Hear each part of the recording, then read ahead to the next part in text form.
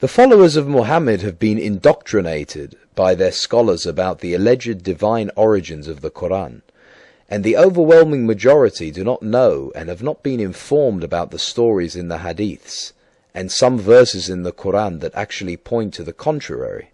Will you elaborate? Your observations are correct, and I shall recite the following more important and relevant examples. Sahih al-Bukhari Hadith 4.814, narrated by Anas. There was a Christian who embraced Islam and read Surah Al-Baqarah and Al-Imran, and he used to write the revelations for the Prophet. Later on, he returned to Christianity again, and he used to say, Muhammad knows nothing but what I have written for him.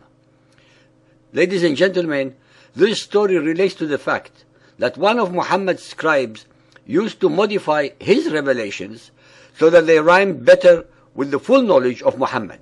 This made the scribe realize that they could not possibly have been divinely revealed if a mere mortal like him was allowed and able to alter them. So he left Muhammad and his Islam and reverted back to Christianity. The following is a shortened version of a hadith regarding Muhammad's first alleged violent encounter with the angel Gabriel. Sahih al-Bukhari Hadith 1.3, narrated by Aisha. Thereupon he caught me for the third time and pressed me, and then released me and said, اقرأ باسم ربك الذي خلق الإنسان من علق. Read in the name of your Lord, who has created man from a clot.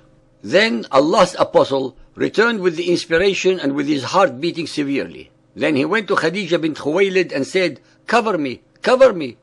They covered him till his fear was over, and after that he told her everything that had happened and said, I fear that something may happen to me. Khadija replied, Never, by Allah, Allah will never disgrace you. Khadija then accompanied him to her cousin, Waraqa bin Nawfal bin Sa'd bin Abd al-Uzza, who during the pre-Islamic period became a Christian and used to write with Hebrew letters. He would write from the Gospel in Hebrew as much as Allah wished him to write. Another version of the same event goes like this. Sahih Bukhari Hadith 6.478, narrated by Aisha again. Khadija then took him to Waraqa bin Nawfal, the son of Khadija's paternal uncle. Waraqa had been converted to Christianity in the pre-Islamic period and used to write in Arabic and write of the Gospel in Arabic as much as Allah wished him to write.